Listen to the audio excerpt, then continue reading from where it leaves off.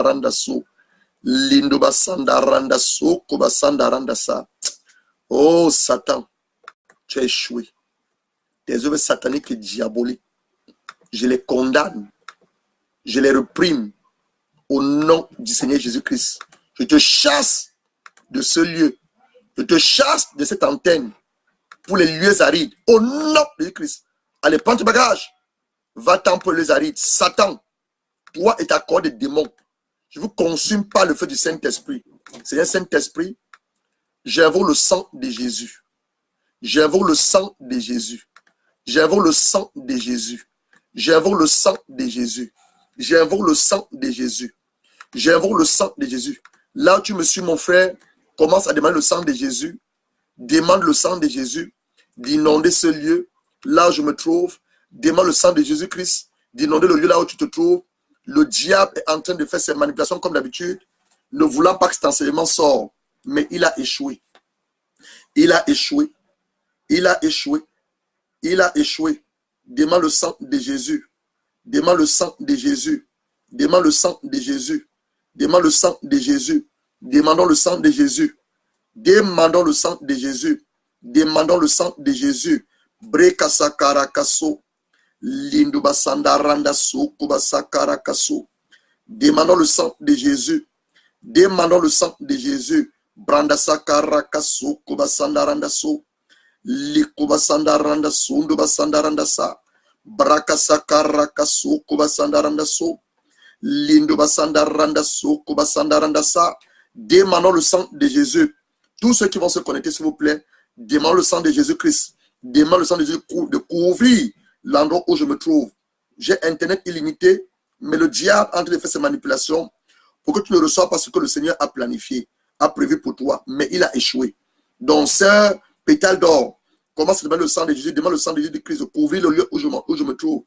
Hier, nous avons enseigné. Lundi, on a enseigné sans problème. On enseigne tous les jours. Mais le jour où on veut parler de combat à la destinée, il s'élève. Il a échoué. Satan a échoué. Satan a échoué. Ils m'ont déconnecté, je me suis reconnecté. Ils ont échoué. Demande le sang de Jésus-Christ et partage la vidéo. Partage la vidéo. Toi qui es déjà là, connecté, partageons la vidéo au maximum. Invitons les amis et les frères à se connecter. Partageons la vidéo. Le diable a échoué. Le diable a échoué. Prenons nos Bibles rapidement.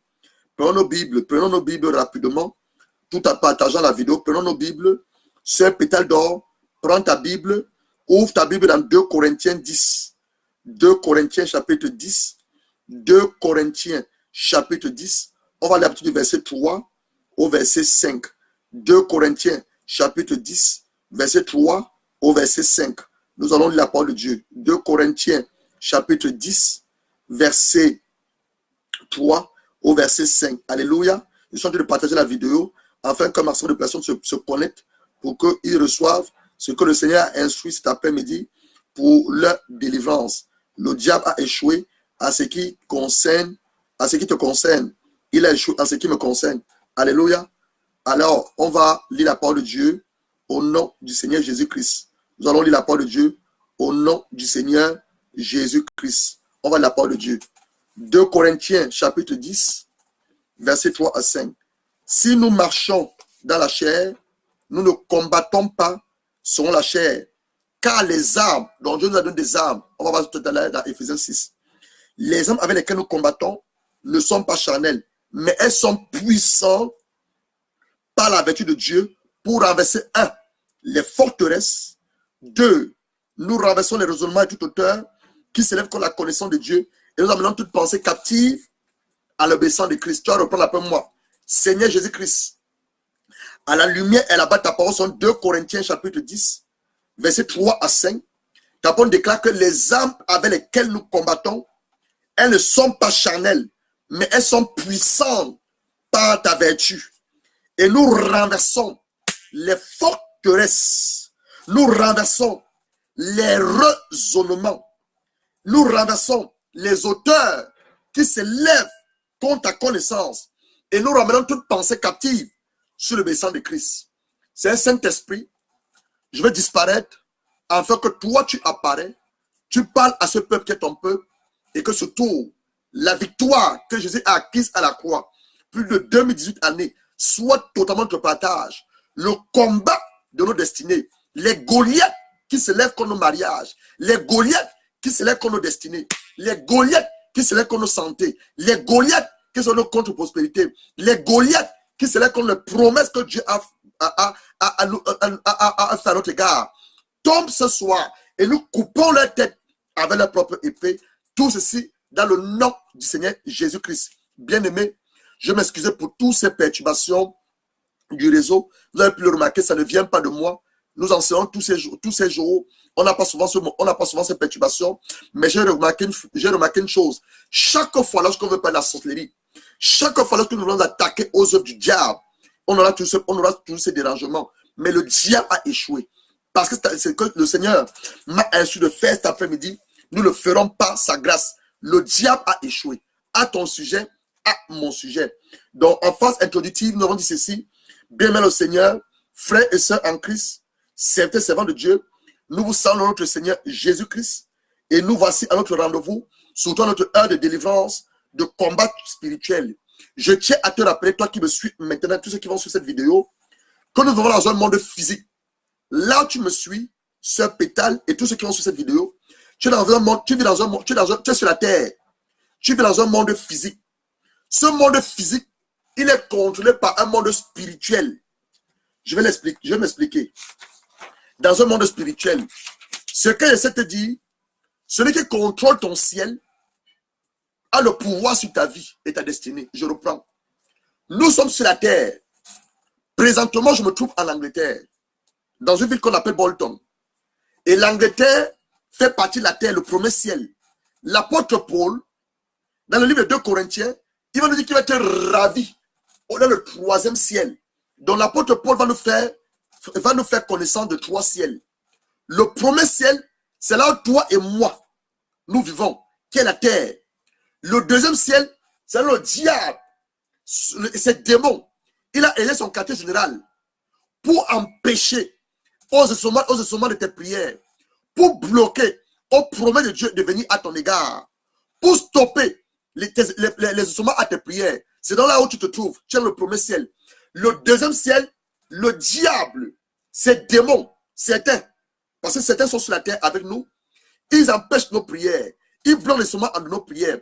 Et le 3e ciel, les cieux des cieux, c'est là où Dieu le Père, Jésus-Christ à sa droite, les 7 esprits, les 4 êtres vivants, l'adorent jour et nuit.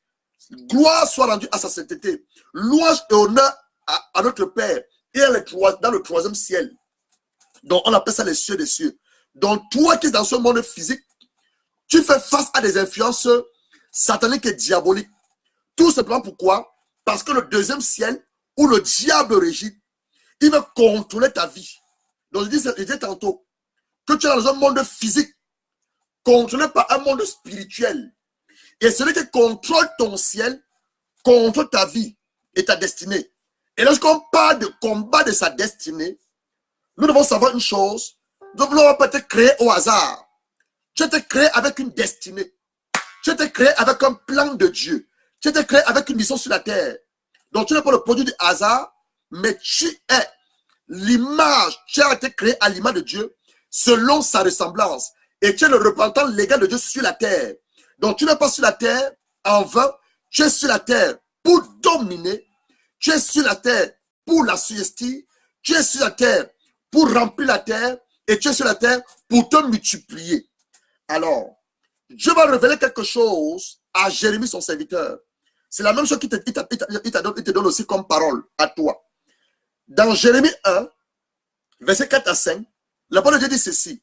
Avant que je te eusse formé, pétale d'or, tous ceux qui ont vu cette vidéo, dans le ventre de ta mère, je te connaissais. Donc Dieu nous connaissait. Avant que nos parents aillent ensemble, avant que ton père et ta mère aillent ensemble, Dieu te connaissait. Je te eusse formé le ventre de ta mère. Je te connaissais. Avant que tu sois sorti de son sein, je t'avais consacré. Donc Dieu t'a consacré. Dieu t'a établi. Il a établi Jérémie comme prophète des nations. Je ne sais pas toi te concernant. Mais moi, il m'a établi comme son serviteur. Il a établi Jérémie comme prophète des nations. Romains 8, verset 21, 29. Car ce qu'il a connu d'avance, il a connu d'avance où? Parce que c'est lui qui nous a créés dans sa pensée. Ce qu'il a connu d'avance, il les a aussi prédestinés. Donc tu as un destin. Quand on te parle de prédestination, ça veut dire que tu as un destin. Il les a aussi prédestinés à être semblables à l'image de son fils, afin que son fils fût le premier entre plusieurs frères, dont nous sommes les petits frères et les petites sœurs du Seigneur Jésus-Christ. Nous avons été prédestinés à être à l'image de Jésus. Et quelle est l'image de Jésus? Jésus était esprit avant de venir sur la terre. Il a pris un corps charnel, il est venu sur cette terre, vivre afin que toi et moi, nous serons rachetés des œuvres du monde des ténèbres, nous serons délivrés de la puissance du péché et nous aurons la victoire sur les œuvres des ténèbres, dont nous sommes à son image. Dans la marche avec Jésus, ou dans la marche vers ton destin, tu vas faire face à l'adversité. Écoute ce que je dis. Dans ta marche chrétienne, dans ta marche avec Jésus-Christ, tu vas faire face à l'adversité. D'où Dieu, en manifestant Adam sur la terre, lui a fait comprendre une chose. Il doit dominer. Lorsque Dieu, le créateur du ciel et la terre, il a créé Adam, dans Genèse 1, verset 26, il va dire à Adam de dominer. Je vais te demander à toi, pétale d'or, domine si tu n'as pas un adversaire. Quand Dieu nous demande de dominer, c'est tout simplement parce qu'il sait qu'on va faire face à une adversité. Dominer veut dire tenir sous ta suprématie, être plus fort qu'eux, être maître d'un territoire, et exercer sur lui ta souveraineté. Ou pour faire simple, quand je demande de dominer, c'est avoir le dessus sur une situation. Je ne connais pas vos situations, mais il y a une situation qui perdure, comme c'est le cas avec la nation Israël. On est en train de parler de l'histoire de David et de Goliath. C'était le cas. Pendant 40 années, Goliath s'était devant l'armée d'Israël. Personne ne pouvait combattre Goliath. Pendant 40 années. Je ne connais pas ta situation. Je ne connais pas depuis le nombre de temps que ta situation dure.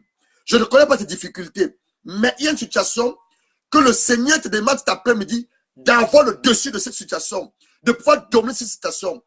Lorsqu'on parle d'un combat, on fait référence au fait de se battre avec ou sans armes, contre des forces adverses. Je reprends.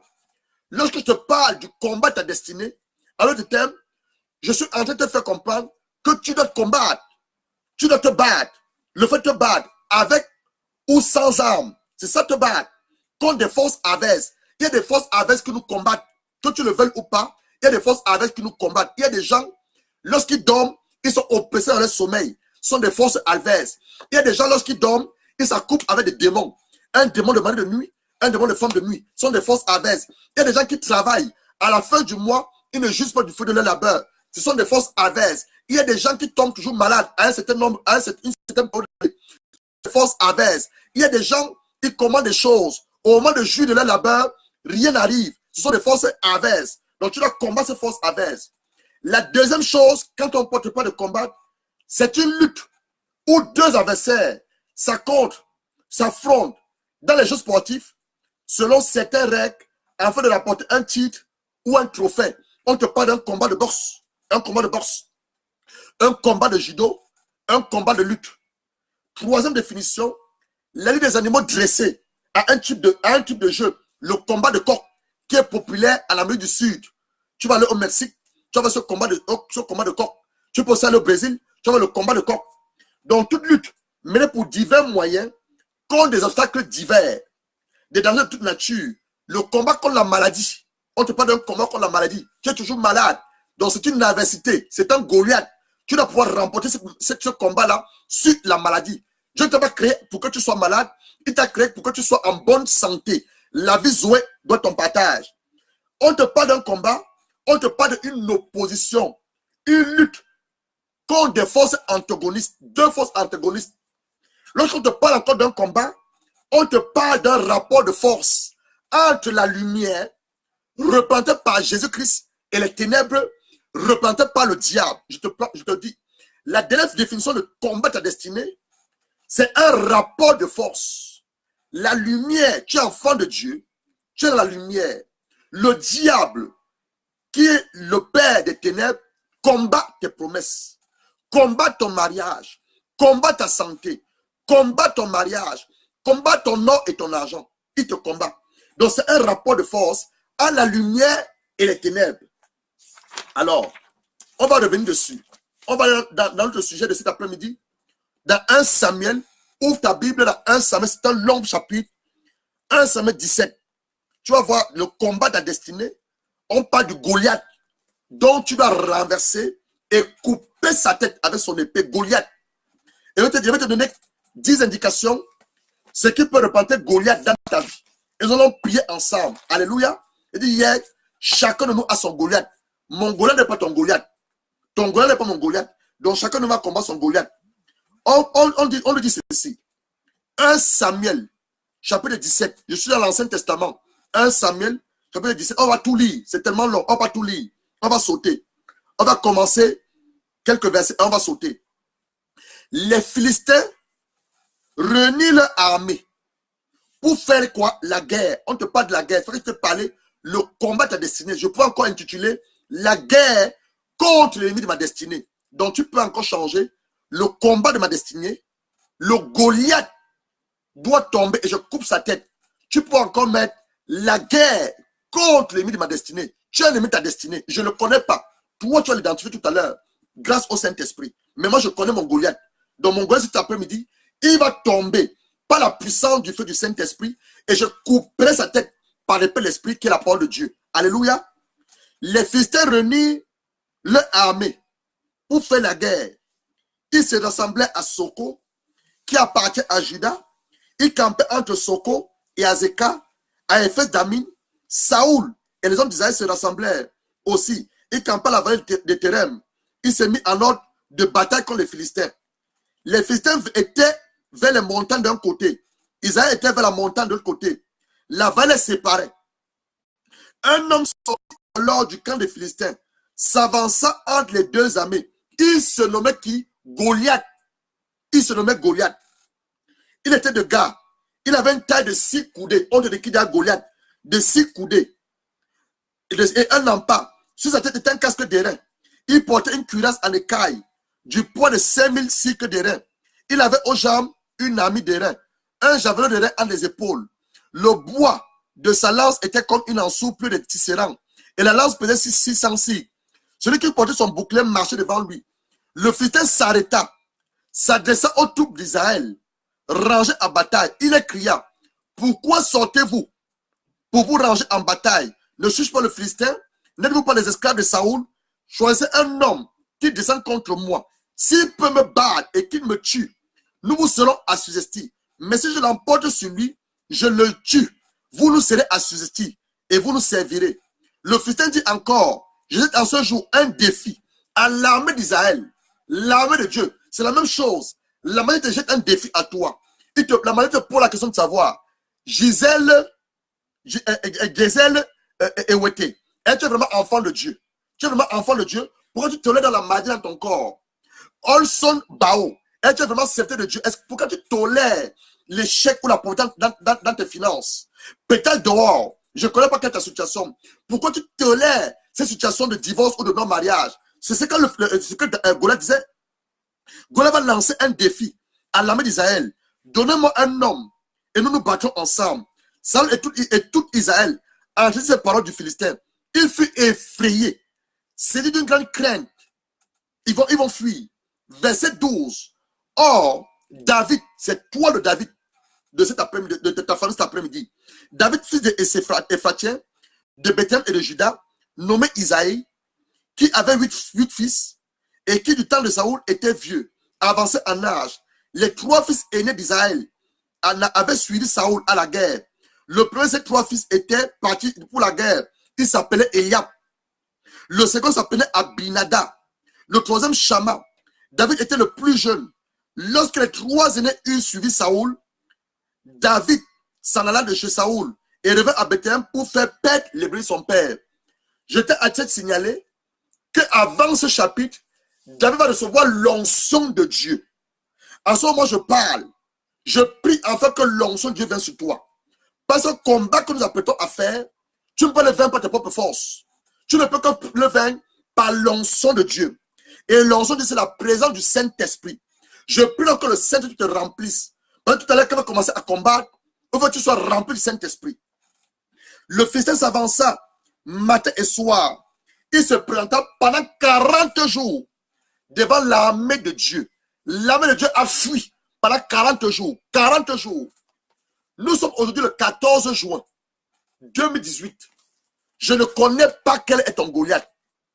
Je ne connais pas quelle est ta situation. Je ne connais pas le nombre d'années que ça dure. Mais je vais maintenant te donner, c'est combien ici? 12 indices qui peuvent être Goliath. Et ensuite, nous allons prier. 12 indices. Pour l'armée d'Israël, c'est pendant 40 jours que Goliath se plantait à eux. Personne ne pouvait combattre Goliath. Je dis pendant 40 jours pour l'armée d'Israël. Je te donne des indications pour tes Goliaths. 40 jours pour l'armée d'Israël. Que Goliath se présentait à eux. Personne ne pouvait le combattre. Pour Adam et Ève, dans le jardin d'Éden, leur Goliath, c'était le diable. Il s'est symbolisé, matérialisé. Il est entré dans le corps d'un serpent. Il est venu tromper maman Ève.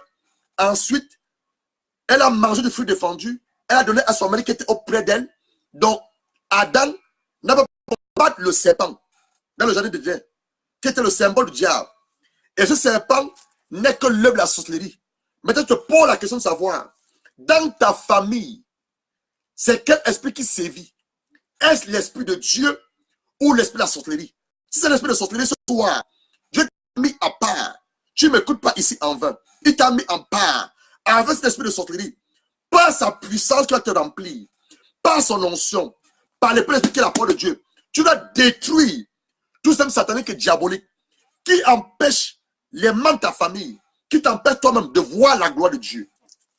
Donc pour Adam et Ève, dans le jardin d'Éden, leur Goliath était le diable qui entrait le corps du serpent et qui les amenait à désobéir à l'ordre donné par Dieu, selon Genèse 2, verset 15.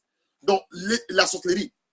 Caïn, leur fils, le frère de Abel, Dieu a dit à Caïn, Genèse 4, verset 7, certainement, si tu agis bien, tu vas relever ton visage. Et si tu agis mal, le péché se couche à ta porte et ses désirs se portent vers toi. Mais toi, domine sur le péché. Dieu va demander à Caïn de dominer sur le péché. Alors le thème va dire que quoi? À Caïn, est le dessus sur le péché. Quel est ton Goliath? Quel est le péché? Jusqu'aujourd'hui, tu as donné ta vie au Seigneur Jésus-Christ, mais tu as du mal à dominer sur lui. Le mot péché veut dire rater le but. Le mot péché veut dire rater le but. Le mot péché, c'est la désobéissance à la parole de Dieu. Le mot péché, c'est la transgression à la parole de Dieu. Quel est le péché qui continue à te tenir captif ou captive, qui domine sur toi jusqu'aujourd'hui? Tu dois dominer ce péché. Est-ce l'impudicité sous toutes ses formes? C'est quoi l'impudicité? L'impudicité, c'est tout le rapport sexuel en dehors du mariage. La masturbation, c'est un acte d'impudicité. La fornication, l'adultère, l'inceste, les orgies, la sodomisation, l'affiliation, c'est ça l'impudicité. Ça domine sur toi, tu vas pouvoir dominer sur cette impudicité cet après-midi, pas demain. Autre encore, la haine. Caïn a la haine à l'égard de son frère parce que Dieu avait approuvé l'offrande d'Abel. Il a tué son frère. La jalousie. Tu passes ton temps à jalouser les autres. Tu dis pourquoi Dieu a béni celle-là. Il va pas évidemment dans le péché. La jalousie. Je suis en train de donner les indices de ton Goliath. La médisance. Tu parles mal des gens. La calomnie. Tu dis des choses qui ne sont pas vraies sur des gens. Le colportage. Ton téléphone que tu as, c'est pour appeler ou pour prier. Pas pour faire le colportage. L'orgueil. On ne peut rien te dire à toi. Tu es tellement orgueilleux. C'est ton Goliath. Quatrième indication pour le Goliath. Abraham maintenant et sa femme, Sarah, ils ont connu un problème de stérilité pendant 25 ans. Abraham et sa femme n'ont pas pu concevoir. Leur propre fils Isaac et sa femme Rebecca, 20 ans de stérilité. Alors, j'ai parlé d'ici d'une malédiction de stérilité. Dans ta famille, qu'est-ce qui sévit comme problème? Quel est le Goliath de votre famille? Est-ce un problème de stérilité? Tu es marié. Depuis combien de nombre d'années tu as du mal à enfanter avec ton mari cet après-midi? Oh, cet après-midi, par l'onction du Dieu vivant, par le feu du Saint-Esprit, tu dois détruire et neutraliser toute malédiction qui agit contre tes entrailles. Oui, pas demain, cet après-midi. Tu dois renverser toute malédiction qui est prononcée sur ta vie, la vie de ton père, de ta mère, de ta famille. Tu dois renverser cette malédiction-là au nom de Jésus-Christ. Ésaïe 54, verset 1. Régis-toi, stérile, toi qui n'enfantes plus. Fais éclater ton allégresse et la joie, toi qui n'as plus de douleur. Car les filles de la délaissée seront plus nombreux que les filles de celle qui est mariée. Dit l'Éternel, voici une promesse que je te fais à toi. Tu as du mal d'enfanter. Donc tu dois parler à tes entrailles. Tu dois parler à tes entrailles. Que le Seigneur a béni mes entrailles. Il a demandé à mes entrailles d'être féconds. Et il me dit dans selon Ésaïe 54 que moi, la stérile, je dois me réjouir parce que mes enfants seront plus nombreux que ceux de la femme mariée. Alors le thème, la femme stérile va accoucher 7 fois. Donc tu n'es pas stérile. C'est dans ta pensée. Enlève ça dans ta pensée. Tu vas accoucher 7 fois. 7 fois. Reçois cela au nom de Christ. 5e indication de Goliath. Pour Jacob, fils de Rebecca et de Isaac, petit-fils d'Abraham, son Goliath était la servitude. Goliath de Jacob était la servitude. C'est quoi la servitude? La servitude, c'est un état de dépendance totale d'une personne soumise à une autre. L'oncle de Jacob, Laban, a soumis Jacob à une servitude, à un esclavage, une dépendance totale de sa personne. C'est une forme d'esclavage. Quand tu es esclave, tu n'as pas de droit. Un esclave n'a pas de droit. Jacob a été soumis à son oncle Laban pendant 20 ans. Genèse 32, verset 41. Voilà 20 ans que j'ai passé dans ta maison. Je t'ai servi 14 années. Vous voyez, un esprit de servitude. Pour tes 2 filles, Léa et Rachel. 6 ans pour ton troupeau. Et 10 fois, tu as changé mon salaire. Genèse 32, verset 41. Donc Jacob, son Goliath, c'était un esprit de servitude. Son beau-père, Laban, l'avait tenu en servitude. Toi, tu es esclave de quoi? Es-tu esclave de la cigarette? Es-tu esclave du sexe? Es-tu esclave de la musique? Bien que tu es enfant de Dieu, tu es esclave de quoi? Tu es dépendant de quoi? Ou de qui? Qui te retient? Qui te retient? Je t'ai rendu libre, mais tu es encore esclave. Tu es esclave de quoi? Et de qui? Jacob est esclave pendant 20 années. 7 années, il a servi pour Rachel, la femme qu'il aimait. 7 autres années, il a servi pour Léa, la grande sœur de Rachel. 14 années. 6 ans, il a servi encore pour le troupeau. 20 ans, sous son beau-père, sous son homme, Laban. Toi, ça fait combien de temps que tu souffres? Cette maladie qui a pris possession de ton corps, combien de temps que tu souffres? 20 années. Et 10 fois, son oncle a acheté son salaire. Ça, c'est l'histoire de Jacob, son Goliath. Le 6e Goliath que je vais identifier pour toi, Jéricho, pour Josué, une ville fermée, barricadée, impénétrable aux yeux de Dieu, mais dont Dieu avait livré en les mains de Josué. Quel est ton Goliath? Ta ville, tu vas annoncer la bonne nouvelle à ta ville. Dieu a livré Jéricho en les mains de Josué. Il a demandé à Josué, amène les sacrificateurs. 7 fois, elle fait le tour de la ville. Au 7e fois, elle crier. Et les murs de Jéricho vont tomber. Jéricho est une forteresse. Jéricho est une ville barricadée. Jéricho est une ville fermée.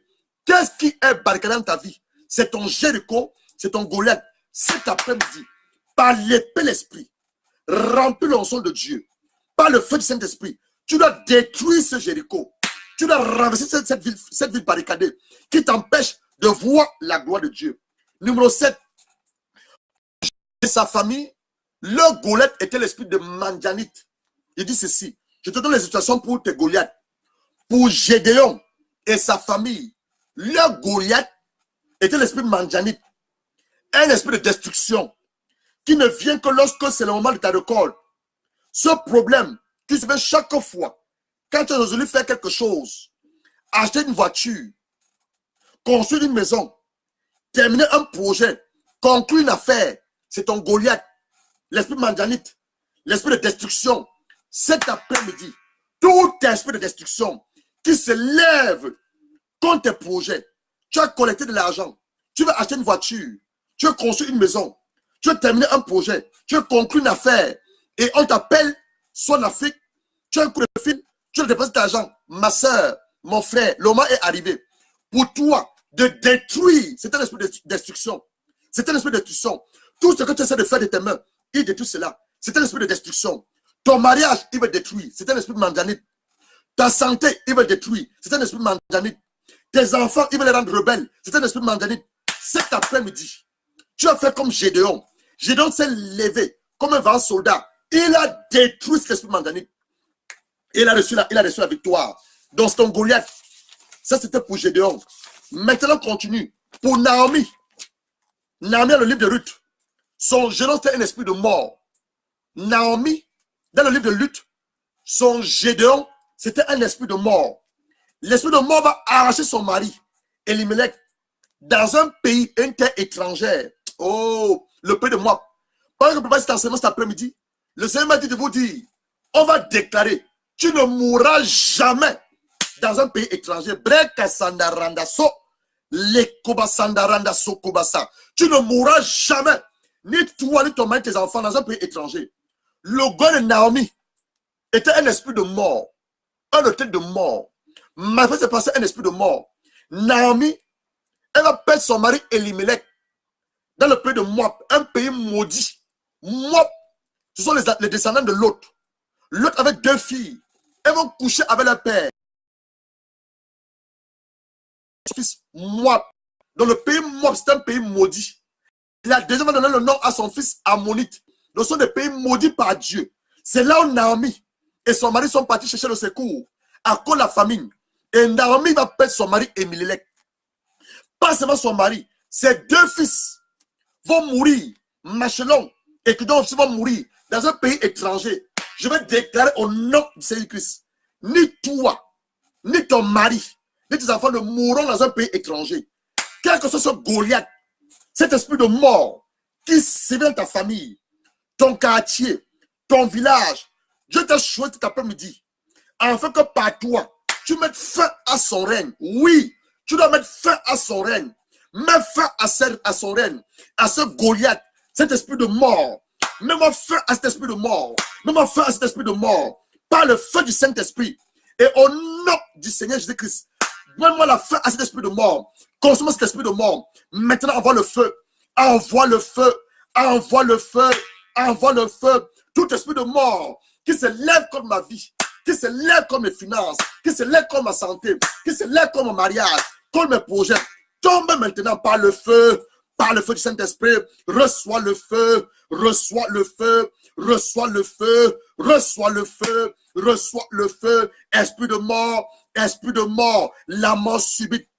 La mort par manière cardiovasculaire, la mort par association, la mort par sorcellerie, la mort par sort, par sortilège, la mort par implication, la mort par malédiction, la mort par les hôtels. Recevez le feu, recevez le feu, recevez le feu du Saint-Esprit, le feu du Saint-Esprit. Consomme cet esprit de mort, consomme cet esprit de mort qui est ton Goliath, consomme cet esprit de mort qui est ton Goliath au nom du Seigneur Jésus-Christ.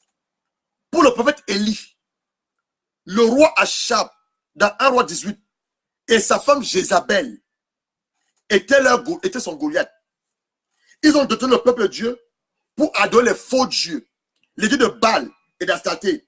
Donc Goliath ici, c'est l'opposition des croyances. Il dit pour le prophète Élie, il va se confronter à Achab, le roi Achab et Jézabel. C'était son Goliath.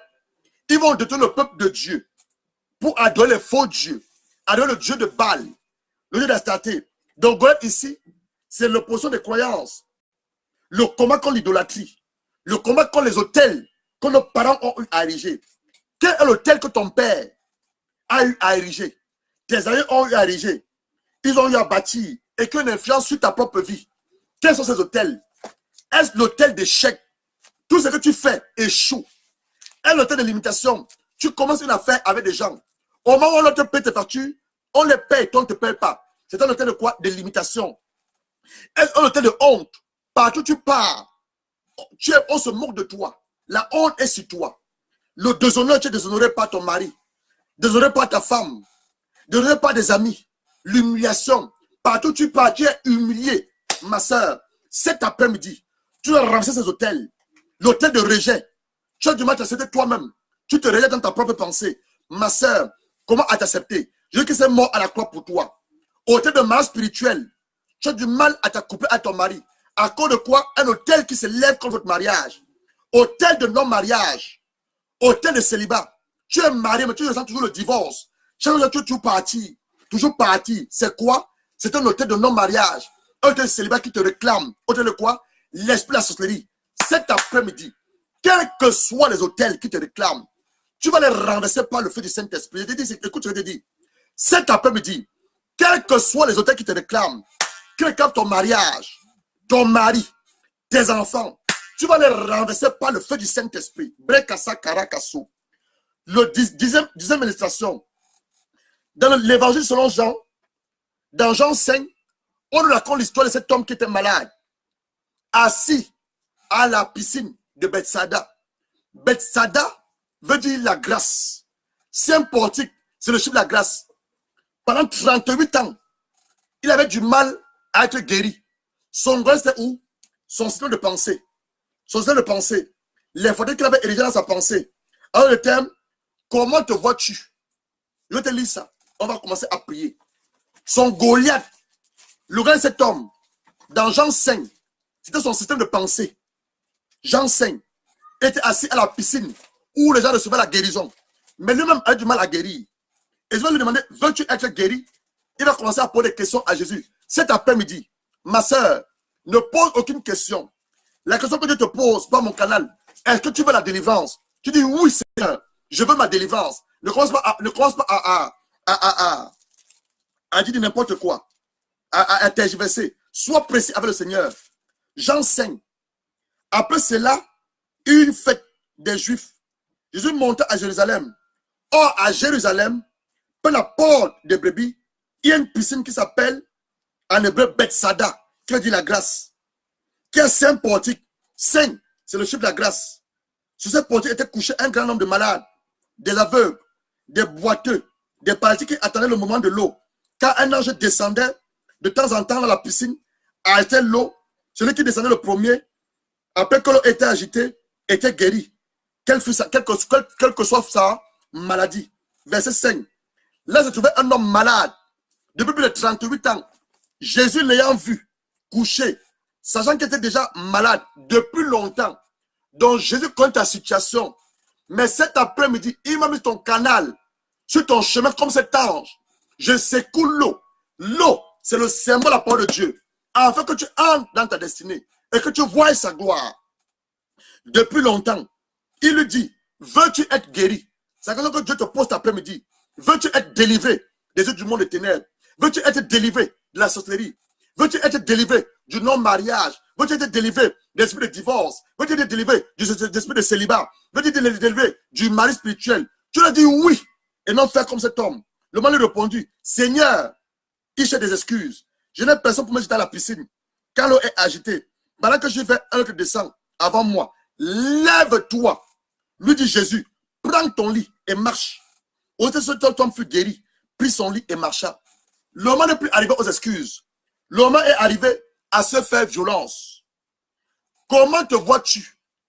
Tu te vois en vaincu ou en vainqueur? Tu te vois en perdant ou en champion? Tu te vois en tueur de géant ou tu te laisses tuer par un géant? Tu te vois un forceur de barrière, quelqu'un qui brise les limitations, ou alors tu te fais battre. L'homme maintenant commencer à prier.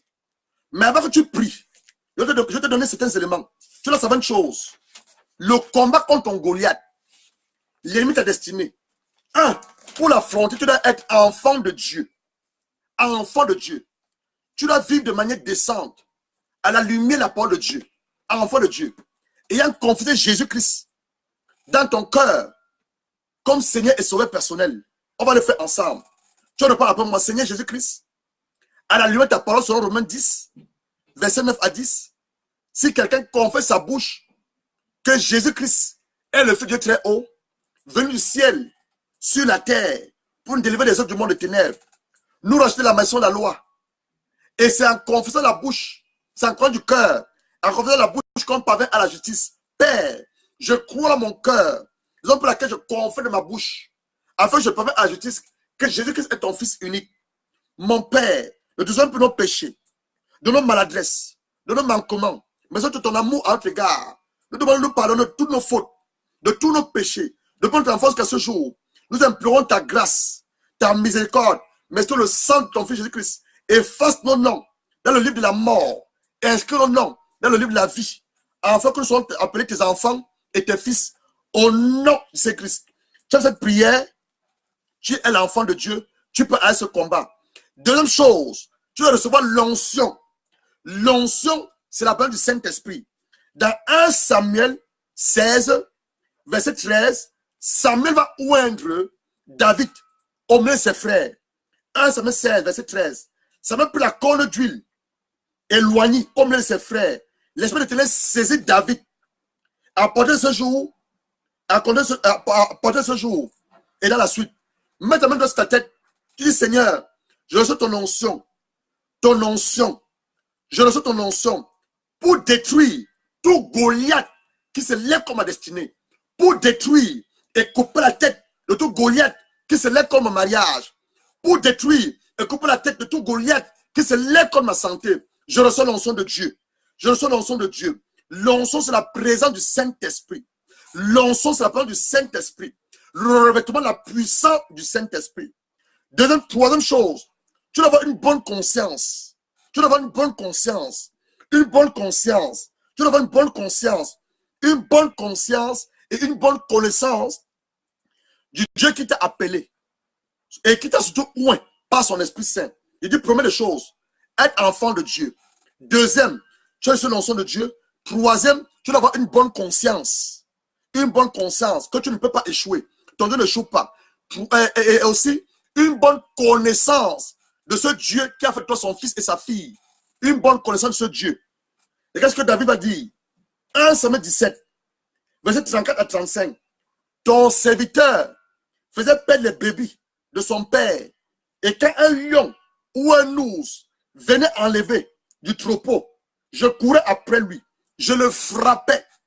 J'arrachais les brebis de sa gueule. S'il se dressait contre moi, je le saisissais par la gorge. Je le frappais et je le tuais. Donc David connaissait son Dieu. Toi aussi, tu dois connaître bien ton Dieu. Et avoir la conscience que ton Dieu n'échoue pas. Quatrième chose, pas compter sur ta propre force, mais compter sur la force de ton Dieu. Tu appuies ton Dieu pour terrasser, vaincre et ensuite couper la tête de ton Goliath. 1 Samuel 17, verset 37. David dit encore, l'Éternel qui m'a délivré de la griffe du lion, de la patte de l'ours, mais délivra aussi la main de ces Philistins. C'est ainsi concis. Donc tu dois savoir une chose, le combat que tu appelles à combattre, la force vient de Dieu, par son esprit. La puissance vient de Dieu, par son esprit. Pas par ta propre force, mais par le Saint-Esprit. Alors, on va commencer à combattre. Le premier Goliath du peuple israélien, c'était un système manifesté par ce Goliath géant. Donc tu vas maintenant reprendre après moi. Tout système diabolique, satanique, qui se lève comme ma destinée. Cet après-midi, ou un comme David a reçu l'onction, par l'Esprit, qui est la parole de Dieu, je viens contre toi, armé du feu du Saint-Esprit, je te déstabilise. Toi, système diabolique, toi, système satanique, qui se lève contre moi, et par ton propre épée, je coupe ta tête, je coupe ta tête, je coupe ta tête, je coupe ta tête, au nom puissant du Seigneur Jésus-Christ. Deuxième Goliath, le deuxième Goliath qui s'est levé contre Adam et Ève, c'était la sorcellerie. Le diable s'est introduit dans le corps du serpent. Le serpent est l'animal le plus rusé. C'est ce que la Bible nous dit. Dans Genèse 3. Et il s'est introduit dans le corps du serpent. Donc on va se lever maintenant contre tout esprit de sorcellerie. Tout esprit de sorcellerie qui se lève dans ma famille, dans mon village, dans mon quartier, pour vous empêcher de voir la gloire de Dieu. Cet après-midi, reçois le feu du Saint-Esprit. Reçois le feu du Saint-Esprit. Reçois le feu du Saint-Esprit. Système satanique, système diabolique. Tu as mangé les enfants de cette famille. Tu as mangé les biens de nos parents. Tu as mangé les bontés de nos parents. mais tu ne mangeras pas de bonté. Reçois le feu, reçois le feu, reçois le feu, reçois le feu, reçois le feu, reçois le feu, reçois le feu, reçois le feu. Au nom de Saint-Christ. Troisième Goliath, c'était le péché. On l'a confessé le péché tout à l'heure. Si encore en toi, il y a de la haine, la jalousie, la médisance, la calomnie, le colportage, l'orgueil, tu veux vivre dans la sainteté, tu as du mal. Laisse-moi mettre le ciel maintenant comme ça. Dis Seigneur, j'implore la bonne de ta grâce, afin que par tes capacités surnaturelles, je surmonte le péché. Je ne suis pas destiné à faire le péché.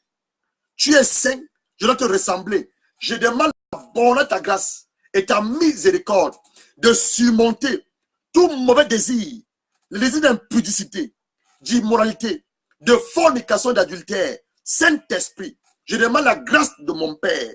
Je demande la bonne de la grâce, le don de la justice et sa miséricorde cachée en Jésus. Et j'implore le sang de Christ de venir purifier ma conscience, laver mon âme, mon esprit de tout désir impur, de toute pensée impure, pour que ma vie donne gloire à Dieu le Père. Pour Abraham, sa femme Sarah, Isaac, sa femme Rebecca, leur Goliath était une malédiction de non-fertilité, la stérilité. Tu vas te lever contre toute malédiction, quel que soit le don de la malédiction, qui sévit dans ma famille et qui influence dans ma propre vie. Cet après-midi, je te neutralise par le sang de Christ et je te revoque sur ma vie. Je te revoque sur ma vie. La vie de mon épouse, la vie de nos enfants, dans le nom de Christ. La stérilité, tu n'as pas de partage. Prends le bagage, va-t'en pour les arides. Esprit de stérilité, prends le bagage, va-t'en pour les arides. Esprit de paralysie, prends le bagage, va-t'en pour les arides. Esprit de paralysie, prends le bagage, va-t'en pour les arides. Esprit de dragon, prends le bagage, va-t'en pour les arides. Au nom puissant de Christ. Pour Jacob, c'était un esprit d'esclavage, de servitude. Tu vas maintenant te lever contre toute personne qui essaie de conduire ton étoile, tes grâces dans le deuxième ciel et t'empêcher de voir la gloire de Dieu. Père, au nom du Seigneur Christ, je déclare, tu as cité ton nom, moi, Gélan Oucha, toute personne qui essaie de trafiquer mon étoile, couvrir mon étoile, voler mes grâces dans le deuxième ciel pour m'empêcher de voir ta gloire. J'envoie le feu maintenant à cette personne. J'envoie le feu du Saint-Esprit. Envoie le feu du Saint-Esprit. Envoie le feu du Saint-Esprit. Envoie le feu du Saint-Esprit. Envoie le Saint-Esprit. Je brise ces chaînes. Je brise ces liens. Un esclave, on lui fait porter des chaînes. Un esclave, il a des liens de servitude. Brise-moi ces chaînes. Brise-moi ces liens. Père, je brise les chaînes de l'esclavage. Je brise les chaînes, je brise les liens de l'oppression. Tu m'as rendu libre. Je ne suis pas l'esclave d'un homme, l'esclave d'une femme, mais je suis ton esclave pour te servir, moi le seul et véritable Dieu. Je brise ces chaînes, je brise ces liens, je brise ces liens, je brise ces liens, je brise ces chaînes. Au nom puissant de Christ. Pour Josué, son Goliath était Jéricho. C'est une ville barricadée qui empêchait à l'avancement de l'œuvre de Dieu. Tu as maintenant dit, Seigneur Père, dans la ville à laquelle tu m'as conduit, tout Goliath, le balai sous forme de idéologie, la franc-maçonnerie, les religions maçonniques, l'islam, l'hindouisme, quelle que soit la religion, qui empêche à l'avancement de ton œuvre, je renverse les autels par le feu du Saint-Esprit. Je consume le peu sacré. Je chasse ces idéologies, loin de cette ville, et je proclame ton salut. Je proclame ton salut. Je plante la croix de Jésus dans cette ville, au nom de Christ, et je déclare que les enfants de ce quartier, les enfants de cette ville, de cette nation viendront à toi et te donneront totalement la gloire. Pour Gédéon, son Goliath est un esprit mandianite, un esprit de destruction. Regarde ta vie. Quel est l'esprit qui essaie de détruire tout ce que tu essaies de faire? Détruire ta santé, tes finances, ta promotion, ton intelligence, ta sagesse. Quel est l'esprit mandianite, cet esprit de destruction? Identifie ton Goliath. Tu vas maintenant répéter après moi.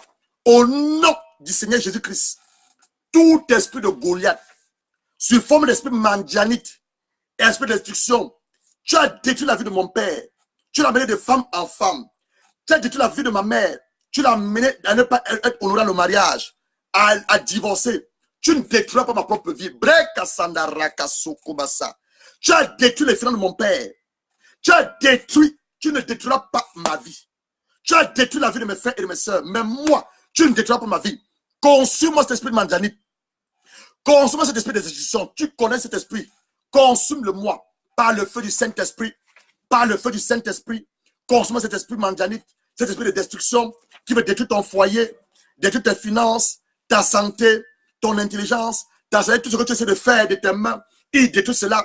Détruis-moi cet esprit impur. Cet esprit impur. Cette pensée impure. Consume-moi cet esprit mandanite. Cet esprit de destruction. Consume-le par le feu. Consume-le par le feu. Consume-le par le feu. Consume-le par le feu. Consume-le par le feu. Au nom de Jésus-Christ.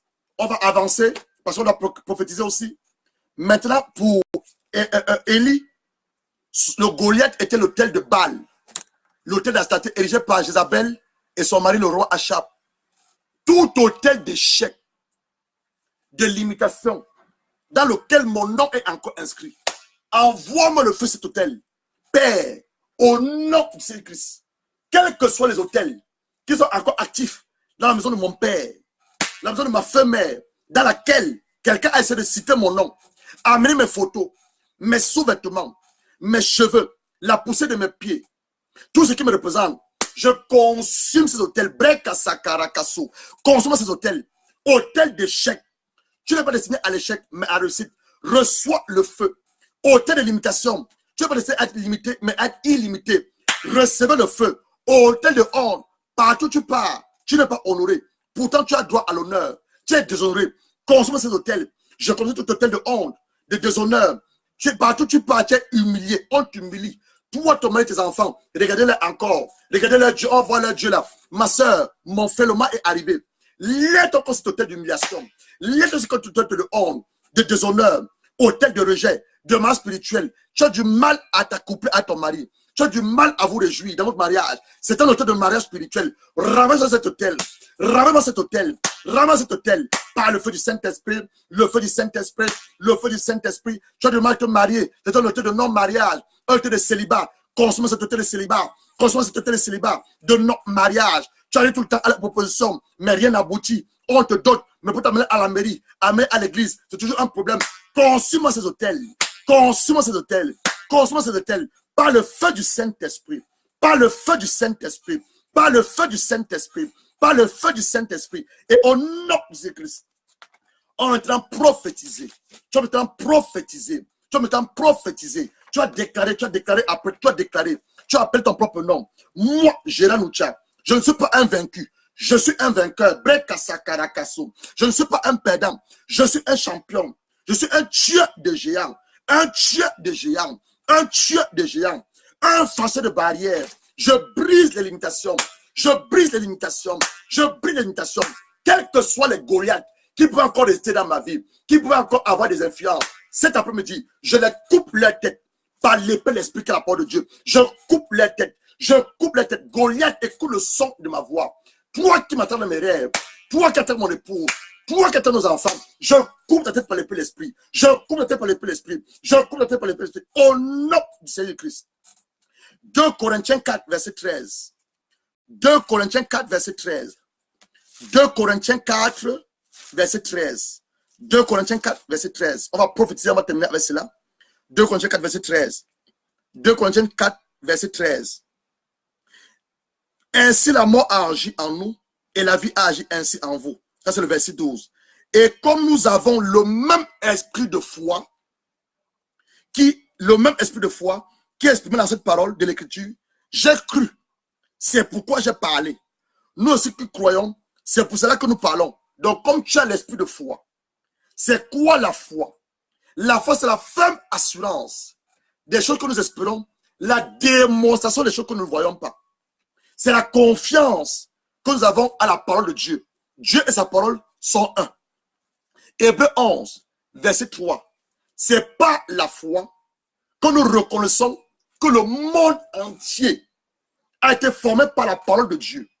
En ce que ce qu'on voit n'a pas été fait des choses visibles. Je reprends. La foi, c'est la confiance que nous avons de la parole de Dieu. Dieu et sa parole font un. Tu ne peux pas avoir Dieu et laisser la parole de Dieu. Non, Dieu et sa parole font un. La foi encore, c'est la ferme assurance des choses que tu espères. La démonstration des choses qu'on ne voit pas. Hébreux 11, verset 3, c'est par la foi que nous reconnaissons que le monde a été formé de la parole de Dieu. Et en sorte que ce qu'on voit n'a pas été fait des choses visibles. Qu'est-ce qu'on te dit?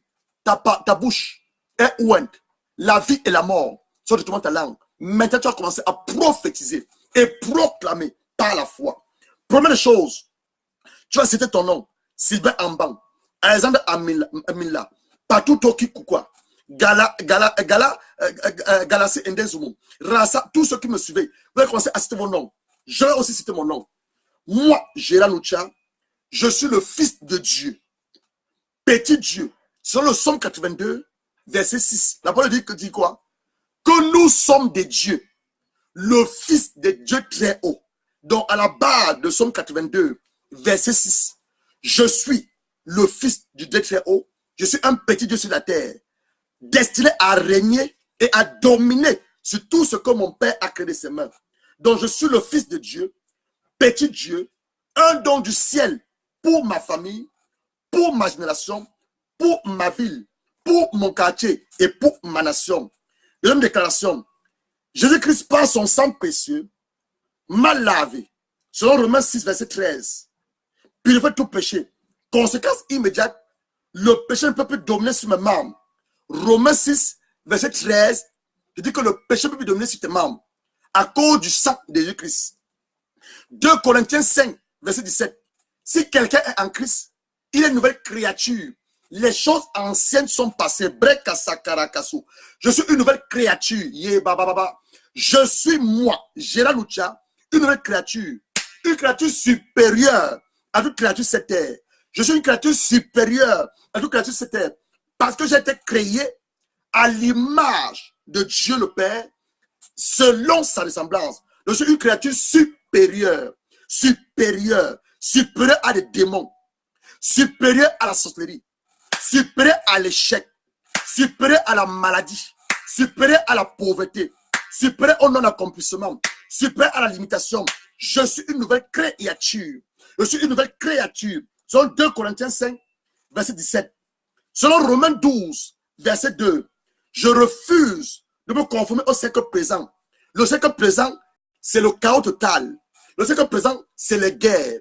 Le siècle présent, c'est l'impudicité. Le siècle présent, c'est la cacophonie. Le siècle présent, c'est les envoûtements. Je refuse de me conformer au siècle présent. Par ma propre volonté, sous inspiration du Saint-Esprit, je suis transformé dans le renouvellement de mon intelligence. Je suis transformé dans le renouvellement de mon intelligence. Romains 8, verset 11. L'Esprit qui a ramené Jésus-Christ de la mort à la vie, s'il vit en toi, tout ce qui était mort va revenir à la vie. Donc, selon Romains 8, verset 11, l'Esprit de Jésus, il vit en moi. Tout ce qui était mort à moi revient à la vie. Je rappelle ma sagesse à la vie. Je rappelle mon intelligence à la vie. Mes capacités de discerner à la vie. L'esprit de grandeur, je le rappelle cela à la vie. L'esprit d'excellence, je rappelle cela à la vie. L'esprit de créativité, je rappelle cela à la vie. Au nom du Seigneur Jésus-Christ. On continue. Aucun Goliath, quelle que soit sa forme, soit de mari spirituel, de femme de nuit, n'a plus de pouvoir sur mon corps. 1 Corinthiens 3, verset 16. Ton corps est le temple de Dieu. Et l'Esprit de Dieu habite en toi. Donc selon 1 Corinthiens 3, verset 16, ton corps est le temple de Dieu. Et le Saint-Esprit, il habite en toi. Donc aucun Goliath, sous forme de mari spirituel, sous forme de femme spirituelle, n'a le pouvoir de vivre ton corps. Refuse cela. Plus de place à tout esprit impur dans ce corps. Plus de place à la maladie dans ce corps. Plus de place à l'échec dans mon système de pensée. Plus de limitation dans mon système de pensée. Plus de place au rejet dans mon système de pensée. Car mon corps est le temple de Dieu. Et l'Esprit de Dieu habite en moi. Selon Agé 2, verset 8. L'argent et l'or appartiennent à mon Dieu. Selon Agé 2, verset 8. L'or et l'argent appartient à mon Dieu. Déclare maintenant, tu vas citer ton nom. Moi, Gérard Noutia, je suis riche. Mon compte bancaire peut montrer que je n'ai pas d'argent à l'intérieur. 0 francs, 0 CFA. Mais je suis un homme riche. La réalité est différente de la vérité. La réalité de ton compte bancaire est différente de la vérité. La vérité, c'est ce que la parole de Dieu dit te concernant. Tu es un homme riche. Tu es une femme très riche. Moi, Gérard Noutia, je suis riche. Très riche. Je suis milliardaire en dollars américains. Je suis milliardaire en dollars canadiens. Je suis milliardaire en monnaie européenne. Je suis milliardaire en francs suisses. Je suis milliardaire en monnaie japonaise, le yen. Je suis milliardaire en francs CFA. Conséquence immédiate, lève ta main droite. Moi, Gérard Noutia, je me présente à la création. Je me présente à la création. Selon Romains 8, verset 19, la création soupire après la révélation des enfants de Dieu. Et l'or et l'argent font partie des éléments de la création. Je me présente, moi, Gérard Noutia, à la création et à toutes les monnaies comme fils de Dieu. Je les appelle maintenant à moi. Appelle cet argent à toi. Je les appelle maintenant à moi. Au nom du Seigneur Jésus-Christ. C'est ton Père qui a créé l'or et l'argent. Ça peut être dit dans Agé 2, verset 8. L'or et l'argent appartiennent à ton Dieu. Tu t'es planté à la création, selon Romains 8, verset 19, avec ta main droite vers le ciel. Maintenant, libère ces monnaies. Je libère mes milliards de dollars américains. Je les appelle maintenant à moi. Je libère mes milliards de dollars canadiens. Je les appelle maintenant à moi. Je libère mes milliards, la monnaie européenne. Je les appelle maintenant à moi. Je libère les milliards de francs suisses. Je les appelle maintenant à moi. Je libère les milliards, la monnaie japonaise, le yen. Je les appelle maintenant à moi. Je libère les milliards du franc CFA. Je les appelle maintenant à moi. Au son de ma voix, je suis le fils de Dieu très haut. Au son de ma voix, les monnaies, venez à moi. Venez à moi les monnaies. Venez à moi les monnaies. Venez à moi les monnaies. Venez à moi les monnaies. En toutes les devises. En toutes les devises. Au nom, c'est Christ. Dès ce de prière, tu as répété, tu sais tout ton nom. Moi, Gérard Noutia, j'ai été créé, conçu, désigné à vivre dans la gloire. Ésaïe 43, verset 7. Le peuple dont je me suis formé, vivant dans ma gloire. Tu as été désigné à vivre dans la gloire de Dieu. Selon Ésaïe 43, verset 7. J'ai été créé, moi, Gérard Noutia, conçu, désigné à vivre dans la gloire de mon Père. Ma pensée écoute le son de la voix de l'Éternel. Mets ta main dans ta pensée. Ma pensée écoute le son de la voix de l'Éternel. Selon Ésaïe 43, verset 7, le peuple dont Dieu s'est formé vivra dans sa gloire. Vivra dans sa gloire. Selon Ésaïe 43, verset 7, tous ceux qui s'appellent de mon nom, que j'ai créé pour ma gloire, que j'ai formé, que j'ai fait, vivront dans la gloire de Dieu. Verset 21, le peuple que je me suis formé publiera mes louanges. Mon système de pensée, ma pensée écoute le son de la voix de l'Éternel. Moi, Gérard Noutia, j'ai été créé, conçu, désigné à vivre la gloire de mon Père. Ma pensée écoute le son de la voix de l'Éternel. La gloire et la présence de Dieu sont mon lieu de résidence. Au nom du Seigneur Christ, la gloire de Dieu et sa présence sont ton lieu de résidence. Au nom de Christ, reçois cela, reçois cela, reçois cela, reçois cela, reçois cela, reçois cela, reçois cela. Au nom de Christ. Tu vas reprendre après moi. Tu n'es pas un vaincu, mais tu es un champion. Oh, tu es un vainqueur. Tu n'es pas un perdant, mais tu es une championne. Tu es un tueur de géants. Tu veux le tuer le gars de ta famille. Et tu as coupé sa tête. Tu es un franchisseur. Une franchisseur de barrières. Et tu brises les limitations. Tu brises les limitations. Tu brises les limitations. Tu brises les limitations. Je parle à ton âme. Tu es un vainqueur. Tu es un champion. Une championne. Un tueur de géants. Un tueur de Goliath. un français de barrière, une française de barrière, et quelqu'un qui brise les limitations, reçois cela, reçois cela, reçois cela, au nom de Jésus-Christ. Commence à acclamer ton Dieu, acclame ton Dieu pour dire merci à ton Père, acclame-le, acclame-le, acclame-le pour dire merci à ton Père, merci à ton Père, merci à ton Père.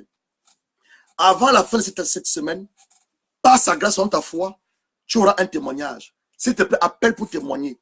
Avant la fin de ce mois de juin, tu auras un témoignage. Autre de la prière que nous venons de faire.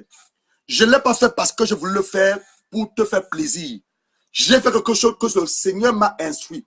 Et tu as remarqué depuis 14 heures, l'ennemi a brûlé le système. Ils m'ont déconnecté sur Facebook. Je me suis reconnecté. Ils m'ont déconnecté, je me suis reconnecté. Mais par la grâce de Dieu, nous allons terminer cet enseignement. Donc, je veux que tu écoutes encore cela. Écoute encore cela. Ce soir, tu es chez toi à minuit. Prie de nouveau comme on vient de prier.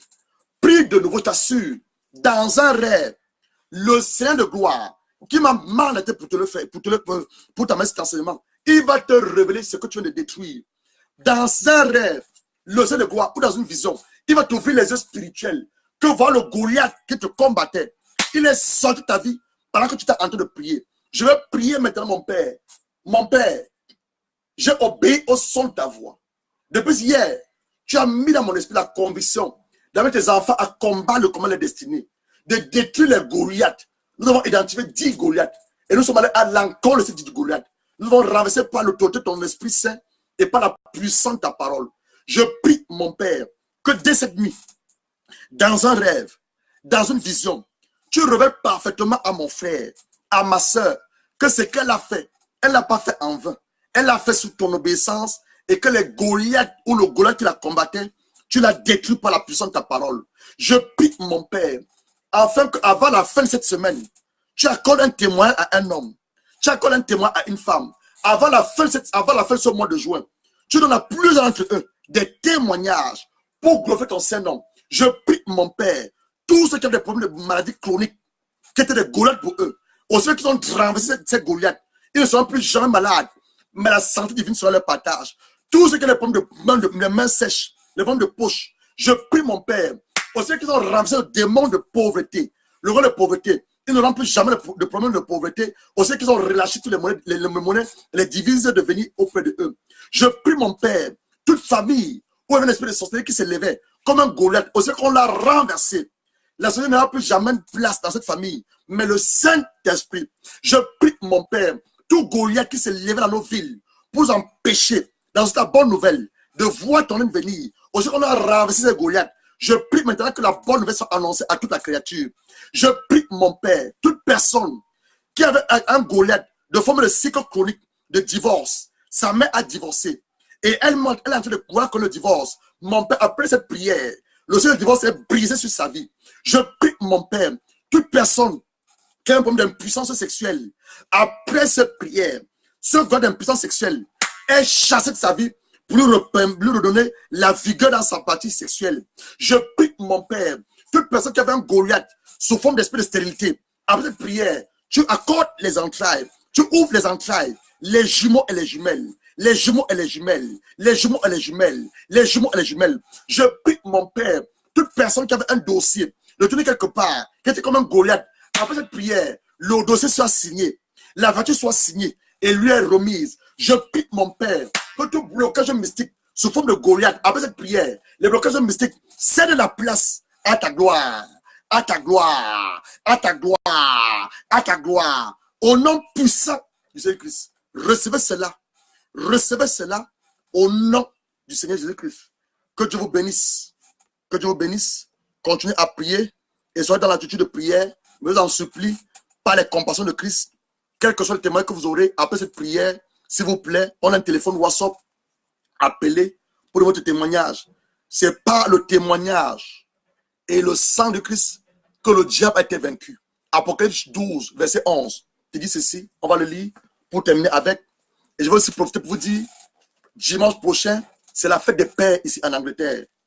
En Afrique, l'on a peut-être célébré, mais en Angleterre, c'est la fête des pères.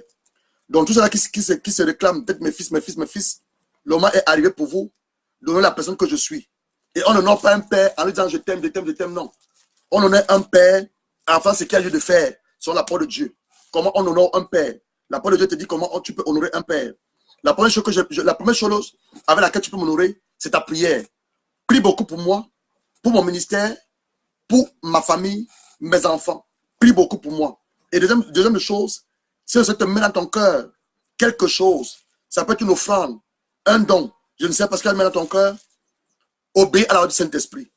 Dimanche prochain, on sera le 17, ici en Angleterre, c'est la fête des pères. Je vais amener une petite vidéo le matin pour parler à des pères, afin que les pères prennent les responsabilités, parce que Adam avait échoué. On a le dit, Adam a échoué face à sa responsabilité. Elle ne devait jamais parler au serpent. Mais Adam a permis qu'elle parle au serpent, donc il a échoué face à sa responsabilité. Donc dimanche, avant le culte de la fête des pères, j'amènerai un message pour les hommes, afin que nous reprenions la responsabilité de père. Le père est le chef de famille. Un père, c'est quelqu'un qui combat pour que ses enfants passent. C'est-à-dire qu'un père de famille combat les combats. Le combat que je suis en train de faire, mes enfants ne vont pas combattre ce combat. Parce que je me tiens ici comme leur père. Mes enfants biologiques comme mes enfants spirituels. Ils ne doivent pas combattre ce combat. Un père encore, il paie le prix pour la destinée de ses enfants. C'est ça un père. Donc dimanche, on a une petite exhortation qui va parler, dont le thème sera Kephale. Kephale veut dire la tête en hébreu. Donc on parlera au père, la responsabilité que nous devons réavoir et la place de chef que nous devons avoir dans le corps du Christ. Apocalypse 12, verset 11. Ils l'ont vaincu à cause du sang de l'agneau et à cause de la parole de leur témoignage. Ils n'ont pas aimé la vie jusqu'à craindre la mort. Seigneur Jésus-Christ, toutes nos prières que nous avons faites ce soir, nous les trempons dans le sang de Jésus-Christ. Père, toutes les déclarations prophétiques que nous avons eu à faire, les monnaies, les devises que nous avons à relâcher, Père, je trempe tout cela dans le sang de ton Fils Jésus-Christ. Et par notre témoignage, aucun Goliath n'a plus le pouvoir dans nos vies. Au nom puissant de Jésus-Christ, reçois cela avec la foi. Et maintenant, mets une louange pour adorer ton Dieu, pour célébrer la victoire que tu as sur ton Goliath. My God is good, oh. My God is good, oh. Double, oh. My God is good, oh. Tu as la victoire. Fais comme ça, victoire. Victoire. Victoire. Ton Goliath est tombé. Ton Goliath, non pas seulement tombé, mais tu as coupé sa tête. Tu as coupé sa tête. Plus jamais ce Goliath ne reviendra dans ta vie. Plus jamais ne reviendra plus dans ta vie. Donc, appelle le numéro WhatsApp. C'est le 0044 73 78 61 27 21. Donne-nous ton témoignage. Tu es un témoignage. Tu es un champion. Tu es une championne. Un vainqueur. Un franchisseur de barrières. Un briseur de limitation. Que Dieu te bénisse. Saint-Esprit, confirme cette parole qui ne vient pas de moi, mais qui vient de toi. Et que toute la gloire revienne à Dieu le Père. C'est au nom du Seigneur Jésus-Christ que nous avons ainsi prié. Quelqu'un dise Amen. Amen. Dimanche, comme il dit, c'est la fête des pères. Tu veux m'honorer. Je viens te donner mon WhatsApp. Prie beaucoup pour moi et pour ma famille. Prie pour mon ministère. Et la semaine prochaine, nous allons continuer le lancement sur la puissance et le mystère de l'action de grâce en anglais lundi. Et mercredi, on va commencer un petit séminaire sur les rêves. Beaucoup de personnes rêvent. Même ça parce qu'ils ont du mal à connaître la signification de ces rêves. Donc, mercredi prochain, on va commencer le petit séminaire sur les rêves et les explications. Que Dieu vous bénisse. Partagez-nous notre témoignage. Et nous savons une chose. Goliath, tu ne parleras plus à jamais de Goliath. Parce qu'il est tombé et tu as coupé sa tête. Que Dieu vous bénisse. À bientôt. Bye bye.